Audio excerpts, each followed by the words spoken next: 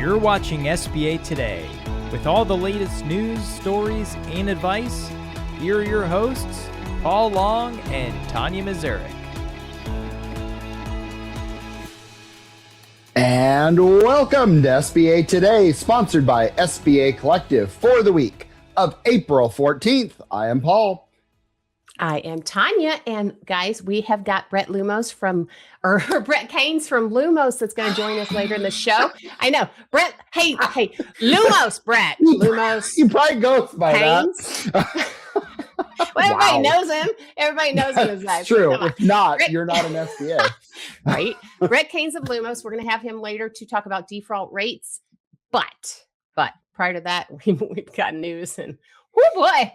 What kind of this is interesting. So SBA's 2027 proposed budget. Now, I know everyone is excited and their ears are right up to the radio, the speaker. Oh my gosh, a budget. Oh, Paul, it's so sexy. But wait until you hear what they're proposing. Keep in mind that this has not passed. All right, here we go. Hey, Paul. Yes. Because you said sexy, I brought my Farrah Fawcett hair. Oh, very good. Very good. I'm glad you got that all. I saw your notes and I worked with it. I'm totally kidding. Oh, okay. Got it. Anyway. All right. So both programs would continue to operate with zero subsidy, with loan losses offset by borrower fees, from lender and borrower fees. There's no change. Okay. The major change is the decoupling of the 7A and 504 borrowing limits. So they're going to divide them out separately, not just having one SBA number. This allows borrowers to borrow a maximum under each program. So that means 7A lending would be at $40 billion and 504 lending would be at $16.5 billion for a total of $56.5. So that means 504 can run out of money and 7A can still go, or 7A can still go and 504 can run out of money, rather than SBA's out of money. So that I think is crazy interesting. You know what I wonder, Paul? I wonder if they're going to actually go to counseling and they're going to do a conscious uncoupling. Yes. Okay. Sure. Okay. All right. Also, the 10 million loan increase. This is y'all know this is my favorite. 10 million loan increase to several manufacturing NAICS codes. So that means any of you manufacturers out there that have the first two digits of your NAICS code starting with 31, 32, and 33, come on down. You're on the Price is Right because you win, because if they do this, your loan amount that you could potentially get is going to increase from 5 million to 10 million. That's pretty significant, because I'm sorry, Paul, don't you agree? Manufacturing specifically, I mean,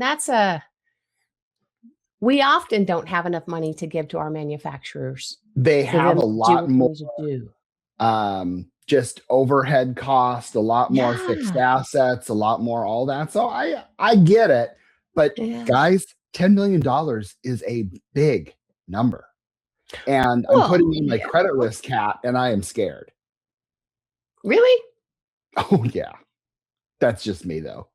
I know. But you're thinking from a sales perspective, oh my God, I can do a $10 million loan and get paid. Oh, no, I definitely am not. I'm thinking from the borrower's perspective, because that's true. That part I get. We block them whenever they need, let's say, 8 million, and we can give them 5, and we're trying to scramble on how to get them the rest. I don't know that helps anybody sometimes. Yeah. That can put them in a worse position than giving them what they need. Just saying. Sure. Keep going. All right. Oh, it's you. Me? No, it isn't. Okay. So then there's people. So the proposal also reduces SBA salaries and expenses. They're citing workforce optimization and contract reductions. So they're moving from 3,771 to 3,690. That is 81 FTE positions that, I got to say this though. I think they've done a really good job of managing with the people that they have from a lender standpoint, I think that, I think on the liquidation side, I think they could probably use a little bit more help, but that could also still be from the previous shutdown.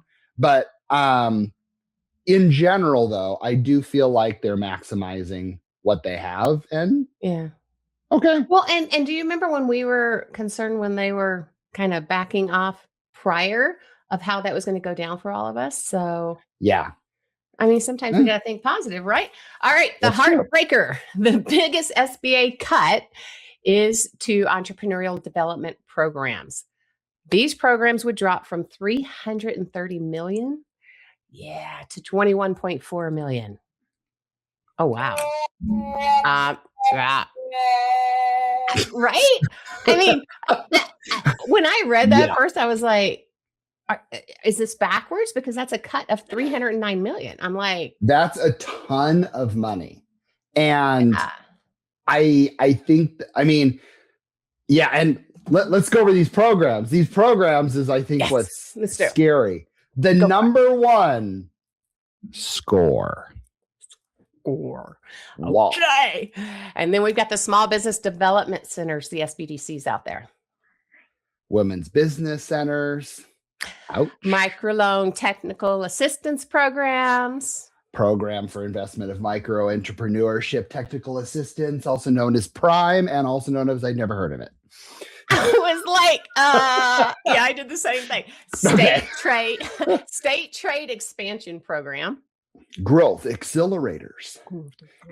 Regional innovation clusters. Federal and state technology partnership program. Also, no idea. Hub zone. We all know this. Hub zone program. Administrative funding eliminated. Yep. Native American outreach program. Entrepreneurship education.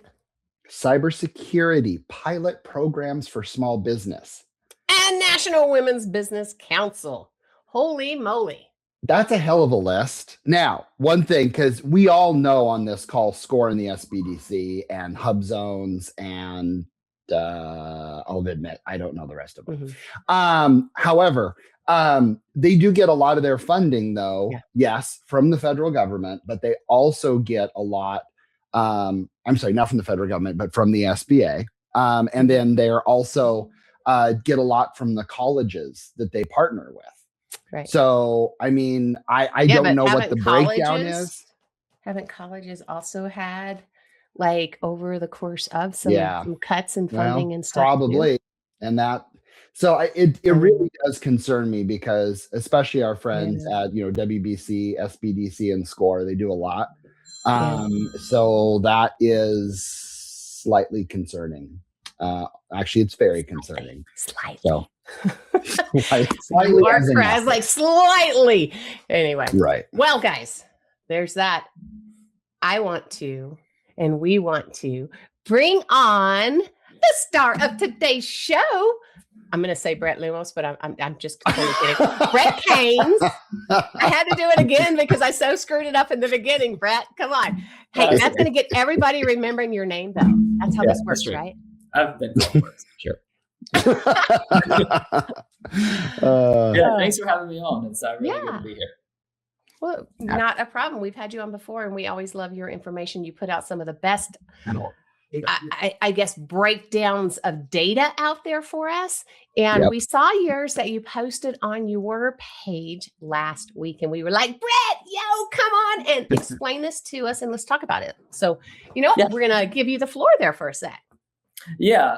So I think, you guys know, folks listening know, we look a lot at historical data, and we use that primarily for our business of predictive risk scoring, but really drilling into that historical performance and identifying correlations with macro and microeconomic trends is kind of what leads to all of that other work. So I think the table you're referencing posted on LinkedIn, and it's looking at default rates from different vintage years of origination. And I'm not sure if folks can see that table on the screen or not. Yeah, let's go ahead and bring that up, Madison. Oh, yeah, there we go. Ooh, don't There be we putting me up there. This is all about Brett. Anyway. So just to kind of get our bearings on what this table is showing, across the top, each of those is the performance year. So if you go over to the right side, you'll see the 2026 performance year. Now, granted, this is only 1 quarter's worth of data for 2026. So it's beautiful. Yeah, thank you. The numbers aren't beautiful. Yeah. But and then on either side, on the left or right, you can see the cohort year. So that's the year the loan was originated. So just going across the top, loans originated in fiscal 2016. How did they perform in 2026? They had a 3.5% annualized default rate based on that 1 quarter's worth of data. And as you move down 2 years, obviously said now 2019 and 2023. 2019 at 7.8% and 2023 at 8.9% default rate. Again, just Q1 annualize it. It could go, either way from here. It could stay the same. I don't know that trends are indicating it is going to decrease much from that. I think either staying roughly that or maybe ticking up seems to be more likely. And I think another interesting thing about this chart, if you look at just take 2025, so origination year 2025, for example, in 2026, or so far in 2026, it had a 3% default rate. If you back up to 2024, that cohort year in its second year, which would be 2025, had a 3.5% default rate.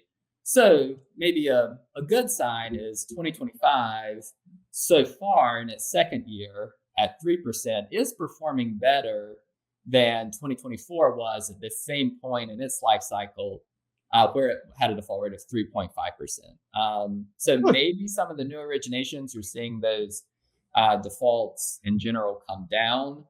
I will say separately, trends of early default rates are continuing to increase. So there's a little bit of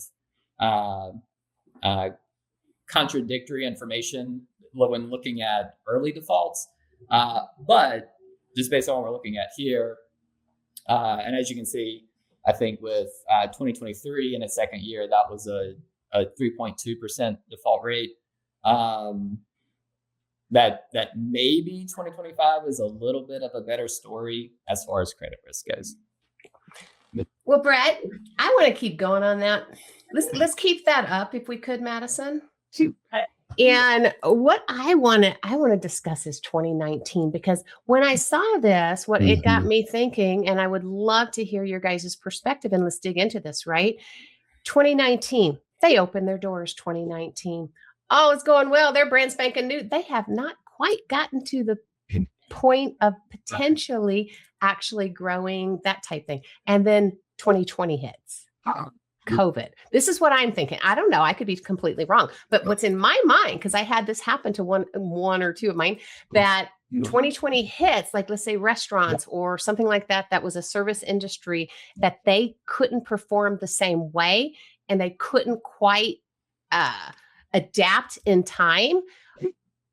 Are you thinking that potentially some of those numbers are what's creating that 2019? Because if you look at it, 23, 24, 25, 26, whatever, growing, think about it. 21, 22, we were all deferring. We were, giving extra money out there, giving choices and that type thing. And then all of a sudden that money had to stop. Thoughts? Yeah, I think you're spot on. So we internally here, we referred to sort of that anomaly as kicking the can. So loans originated in 2019, and what otherwise may have been a default, in 2020 or 2021, Right. it was sort of saved by the stimulus. And so there's a lot of catch up activity there. And then specifically, what we're seeing in some industries, back from originations pre-COVID, we're seeing some industries where they just never make up that lost revenue. Yeah. So I think dentists are a really good example. Dentist loans have struggled historically. Dentist loans, and still they're a lower risk, but they've had a higher risk compared to themselves than historically. And unlike something in, I'll just use travel for example. After the pandemic, there was a lot of sort of revenge travel where everybody was traveling, and making up That's awesome. revenue, but nobody scheduled that extra dentist appointment. So that when you missed a dentist appointment during COVID, that's revenue they never made up. There wasn't a revenge dentist visit like there was revenge travel. You're killing me with the revenge. That's beautiful. My brain is trying so hard, Brett, not to say something inappropriate. What? But it's thinking it because I'm a 12-year-old boy in my head. I'm just saying. Oh my God. Okay, keep going. So no, I think you're spot on. I think a lot of that is some delayed default that's now catching up. And also those loans too were underwritten in a very different economy, and they're maturing, in this new post-COVID economy. So, things have changed. Agreed. Yeah. What do you think? Let's go ahead and look at 23, since those are the biggies that really are showing significant differences. What are your guys' thoughts as far as what went on for our 2023 numbers? Same, similar thing? What? Yeah, I think 2023, probably a little bit more of a loosening of credit standards. In that case, I think there were definitely some program changes, during that time, specifically on smaller dollar loans. Those have a higher default rate currently, or I guess broadly, compared to some of the larger dollar loans. And I think that one's probably a little more bank or lender credit box driven, as well as some policy changes that sort of opened up or expanded lending a little bit. Some. One at the end of the day. Don't get me. I was going to say, don't get me started on policies. It's like even when any of us speak on the SOP or policy, or you almost have to put the caveat of, okay, right now in this moment, like literally this minute, this is what it is, but it could change at any time. It would be really interesting to see, especially like in 20, in the historic small loan struggles, and when they did change everything, it would be really interesting to see kind of which institutions took the SOP and said, this is now the Bible, and ran with it, versus those that said, something doesn't smell right, I'm going to keep chugging down this way. Maybe I'll make a little bit of an adjustment, but like I'm wondering deep down inside if this default number is driven by a handful or a couple handfuls of specific lenders. Ooh, Brett. Now, I think he's asking you to do but again, I know Brett probably can't publicize that because that's called political damage. but I've always wondered that on those, because I don't know. Paul, I bet he already knows. I bet he already knows. So without even mentioning names, I don't want to throw the dude under the bus. For you, Paul, I think credit unions remained very prudent. Yeah. I wasn't looking for that. No, but I really was thinking though. Yeah. Did larger lenders take more risk during that time? Did medium size? Did it's fintech. More of that? How much did fintech play? I don't know. There's so many ways to skin that. And I just don't know if that data is available. Yeah, well, lender-specific performance is available for sure. So That's true. So you Yeah.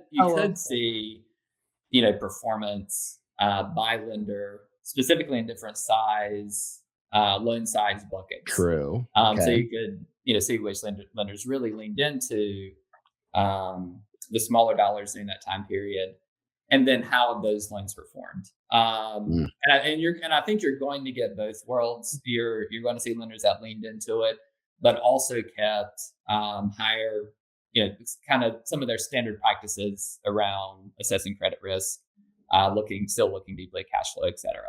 Then you're going to have some that potentially went the other way. So they're both in there. I think people reacted differently to the program changes for sure. Yeah. Interesting. Interesting. Well, cool. Well, Brett, thank you so much for being on and sharing this. And most importantly, thanks for all the little graphs that you do. You give us so much content over the years. And because you get that and you're on here, give us really quickly, who is Lumos and who are some of those institutions, like what do you do? I'm a client, but what do you do? Sell yourself here. Yeah. So kind of as I mentioned, we primarily build predictive credit risk models. So we have a couple of models. One model for qualifying leads. So early in the process, limited amount of information on the applicant. You can quickly assess risk. In that case, we have a more of a true underwriting just before entering into the credit department. Predictive model that uses more inputs, say, before you get a better output. But again, looking at probability of default and expected loss, so for the life of that loan.